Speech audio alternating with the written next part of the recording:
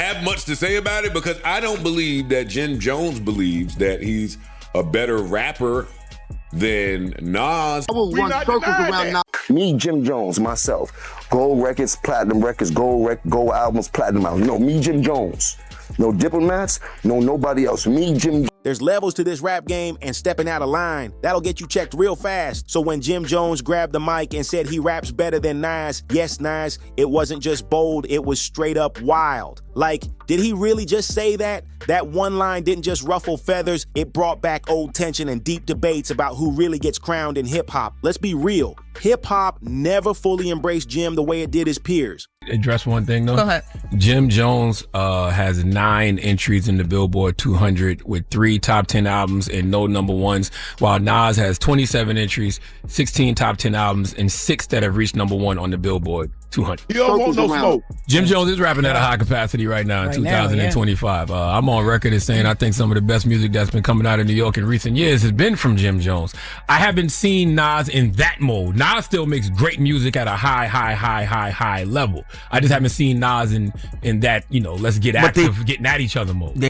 Ain't no hate, but Jim, better than Nas? Stop it. It all popped off during a laid-back convo with Angie Martinez. They were chilling, talking about his come-up, his catalog, his place in the game. Then out of nowhere, boom, Jim says, I rap better than Nas. No jokes, no smirk, just dead serious. Angie blinked, the room paused, and when that clip hit the net, instant firestorm. Now, Jim's known for talking slick. That's always been his energy. Fans expect it, but putting yourself over Nas, that's not just cocky, that's borderline delusional. We're talking about Illmatic Nas, the lyrical icon studied in classrooms and still referenced by today's top-tier MCs. No diplomats, no nobody else. Me, Jim Jones. Check my track record, then check everybody else's track record. Then go to the billboards and check all my entries, then check all them entries and like that. If you want to go to the Billboard entries, pull up Nas Billboard entries, then pull up my Billboard entries. So yeah, the internet exploded, clips went viral, memes lit up, and the culture chimed in. N.O.R.E. spoke on it. Charlemagne called it a reach. Fat Joe gave the side eye, and even Jadakiss had to say something. Nobody disrespected Jim directly, but the message was loud and clear. Bro, don't do that. This wasn't about hate, it was hip-hop setting boundaries. Cause in this game, respect ain't just earned by confidence or clout, it comes from bars, classics, and legacy. Jim Jones got some classics. We Fly High, that early Dipset energy. No question, but let's keep it real. His strength has always been swagger, not bars. That's not a diss. That's just how fans and critics been calling it for years. Now, Jim did try to walk it back later, said he wasn't dissing Nas, just feeling confident in his own style and growth, but by that time, that clip had gone viral and the damage was already done. And here's where it got even messier. It didn't feel like just some wild comment off the cuff. To some folks, it confirmed what they'd been thinking, that Jim's been talking bigger than what his catalog can actually back up. It sparked real convo in barbershops and podcasts everywhere. People started comparing lyrics, pulling out old freestyles, stacking up albums side by side.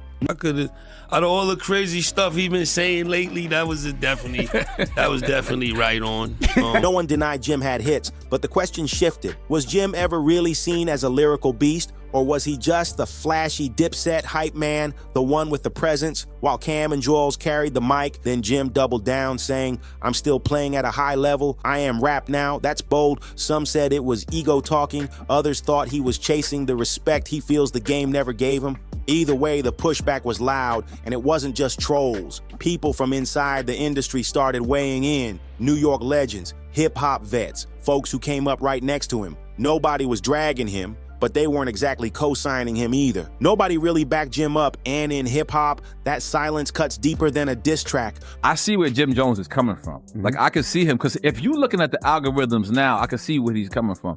But you can't take the legendary status that what Illmatic has done, just Illmatic.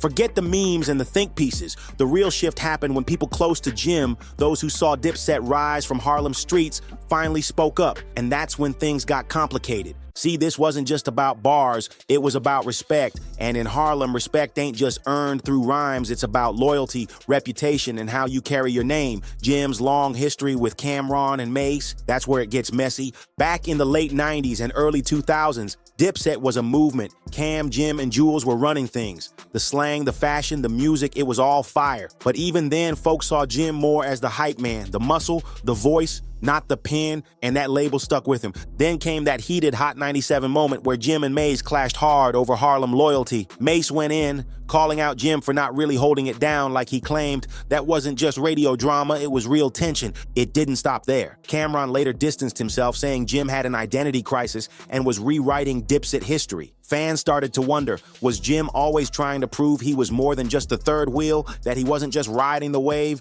And just when things cooled off, boom, Jadakiss clapped back after Jim mentioned Styles P. But this wasn't just rap beef, it felt like a warning. In New York, certain names carry weight, and if you speak on them, your resume better match, period. Even now, Cam and Jim seem cool on the surface, but behind the scenes, that tension never fully left. I believe there's more to this story because Jim Jones is way smarter than that. And yeah, you know, I don't know what's going on. I've been in those situations where you in the car with somebody and somebody finds some drugs and nobody wants to claim anything until you get to the police station, and then the person who it was like, it's mine. And when the people closest to you hesitate to ride for you all the way. The culture season, it stops being just about lyrical skills. It becomes about credibility. And once Jim started falling out with the same people who helped build his name, the streets started taking notice. People weren't just questioning his bars, they were questioning his story, and things only got messier when Jim ran into someone who truly had nothing to lose. Smell me, Jimmy. Word, you already know what that means. By the time his beef with Cameron and Maze was all over the blogs, Jim's credibility in the rap world had already taken some major hits, but it didn't stop there. This wasn't just about rap anymore. When doubt spilled out from the studio and into the streets, that's when things really got shaky. Dipset drama had already made Jim look unstable to some, but what came next made folks wonder if Jim was ever truly built like that in the first place. This wasn't Cam clowning him on a podcast. It wasn't Mace checking him live on Hot 97. This was the streets talking, and when they start speaking, people listen. If you were outside during the late 2000s to early 2010s, you've probably heard the name Ronald Rod Diggs Heron. He wasn't some rapper faking street ties. He was the streets, a convicted kingpin, a feared figure, and someone who once said he'd rather go out like Nino than come home like Sammy. No fake image, no gimmicks. He didn't chase clout. He was the clout. So when Jim Jones pulled up to a Brooklyn block function expecting his usual love, Rod Diggs wasn't having it. According to multiple street sources and more than one YouTube expose, Jim rolled in thinking his chains. Fame and blood ties might impress some, but not Rod Diggs. He wasn't moved by the music, the flashy image, or the so-called street rep. Word is, Diggs checked Jim in public and didn't need to lift a finger. No punches, no shouting, just silence and straight-up dismissal. And in that world, that silence says everything. And witnesses said Diggs stepped to Jim without hesitation, looked him dead in the face, and told him flat out, "You're not that guy out here. No drama, no fight, just real pressure." And in that kind of moment, silence cuts deeper than fists. What made it worse? Rod Diggs wasn't just anybody, he was certified. His name had real weight. He wasn't chasing clout, he was clout. The same dude who once said he'd go out like Nino before turning like Sammy, so when he called Jim out in front of everybody and Jim stayed quiet, that spoke volumes. No response, no defense, Jim just dipped. To some folks online, it sounded like another hood tale. But to people who understand the code of the streets, that moment was a full-on statement. You can rap about the life all day, flash sets, shout out gangs, drop names like badges, but when the real ones show up, your reaction exposes everything. And after that, people weren't just debating Jim's skills anymore. They were picking apart his whole identity, who he really was, what he stood on, whether he ever truly had it like that. Cause let's be honest, Jim been name dropping OGs and waving Dipset's blood ties for years, but when the aura fades and the pressure comes, that affiliation don't mean a thing if the streets don't say it back. And the Rod Diggs moment didn't need to go viral. In the right circles, where your name holds more weight than money, that silence was loud. And Jim, he never spoke on it, never cleared it up, never denied it. That moment just sat there, quiet but heavy. And after that, the way people looked at Jim changed. If the Dipset breakup bruised him and the Rod Diggs run-in humbled him in the streets, then what 50 Cent did next? That was straight up public humiliation. You popping all that bullshit. I be seeing you, Jimmy, talking about we Gucci boo boo. He in the Gucci store. Talking about we Gucci boo boo. Them Black King niggas was going fuck. Jimmy, they was like, Jim and 50 didn't always have issues. For a while, there was mutual respect. Both talked street, Both flexed independent hustle and they moved like bosses. It looked solid until Jim started throwing jabs. First at Mace, then at Cameron, then he got bold and started talking numbers. But in 50's world, if you speak on numbers, you better bring receipts. Jim didn't. He dropped El Capo thinking it'd be a moment, but when the numbers flopped, 50 pounced. He hit Instagram, clowning Jim for days. Screenshot after screenshot, roasting him like it was open mic night, 5-figure sales. 50 made sure everybody saw it, then 50 dug deeper, bringing up that wiretap scandal, the one with Jim, Tekashi 6, and Mel Murder. No charges came, but the streets don't wait for courts. The whispers started, and 50 turned them into sirens. He didn't need to say it directly, he just posted dry snitch with laughing emojis. Troll master at work. For 50, it was chess. For Jim, a PR nightmare. The internet went crazy. Suddenly, Jim wasn't trending for music. He was trending for suspicion and embarrassment. He tried to laugh it off, call 50 a clown, act like it didn't faze him, but the damage was done.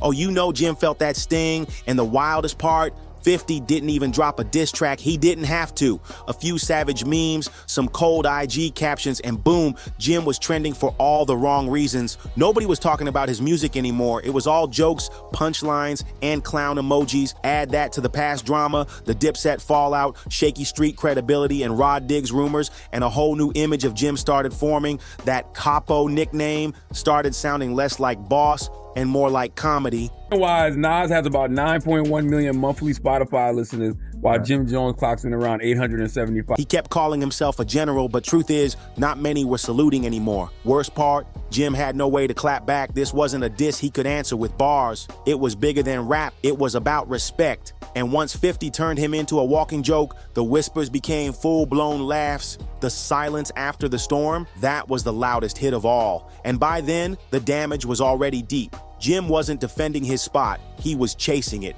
Years of being Dipset's background voice, catching L's in interviews, and now getting roasted online by 50, Jim needed a comeback, a big one. But what he did next, it wasn't a comeback, it was pouring gas on a fire. In that sit down with Angie Martinez, Jim dropped the bomb. I'm better than Nas, ain't nobody bumping Nas in the streets like that. The internet froze, Twitter went crazy. Fans were shocked, mad, and laughing at the same time. Cause let's be real, better than Nas, the man behind Illmatic, It Was Written, Stillmatic, King's Disease, and still winning Grammys nearly 30 years in, that wasn't confidence. That was reckless. Even Fat Joe, Jadakiss, and N.O.R.E. had to step in. Think about it, right? I mean, we started with Jimmy. These kids love me. They don't really know who Nas is. Pull up Nas' Billboard entries, then pull up my Billboard. And then now he's on a world tour about, you know what I'm saying?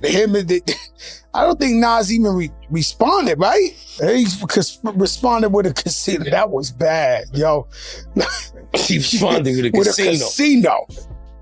Resorts World is more than a casino. This isn't just business. This is legacy. Yeah, he responded with a casino.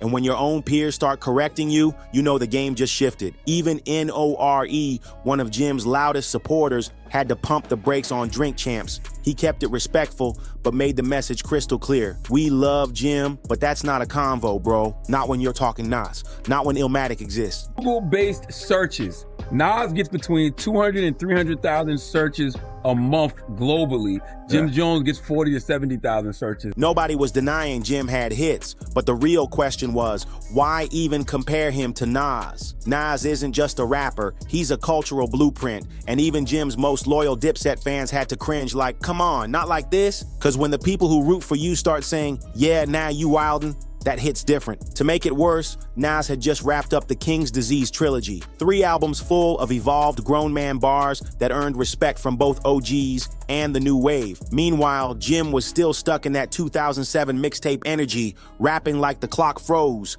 And here's the wild twist. Jim didn't back down. No apology, no I misspoke. He doubled down, saying it was about relevance, about who the streets were listening to. But that's where it all fell apart. Because Jim's definition of the streets didn't line up with where hip-hop was anymore. The game's not just the block, it's global now. And Nas is a titan in that space. Jim's words didn't sound bold anymore. They started sounding desperate, like he wasn't making a statement, he was begging to be heard. And that's the real heartbreak. Cause in this culture, you don't beg for your flowers, you earn them, and Nas already had his garden. Meanwhile, Jim, 20 years in, and still trying to prove he belongs. When your music's undeniable, the culture hands you your flowers, no need to ask. But when even your own people start stepping back, that's how you know the storm's getting real.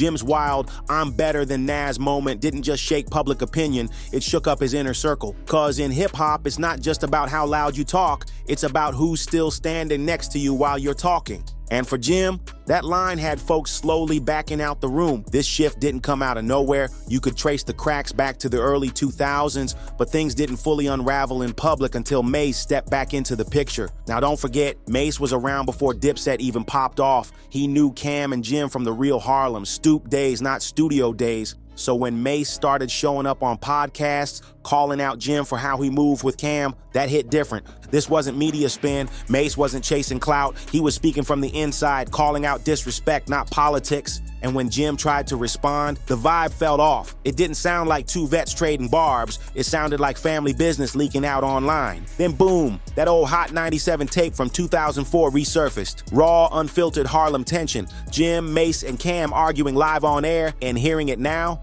you realize those relationships were shaky for years. The unity, that was for the cameras. But behind the scenes, it was cracks, egos, and unresolved smoke. As Jim pushed harder for solo shine, more interviews, more tough talk, more explanations, Cam started pulling back. The energy wasn't being matched anymore. It started feeling like Jim was out here telling his story alone while his old crew kept their distance. And when that happens, it's not just about image anymore, it's about loyalty, alignment, and who's really still riding. Cameron wasn't co-signing, he wasn't in the same clips, not on the same stages, not even throwing casual support Jim's way. His absence, loud and intentional. Every time Cam did respond, it came off dry, cold, sarcastic, even petty. The message was clear.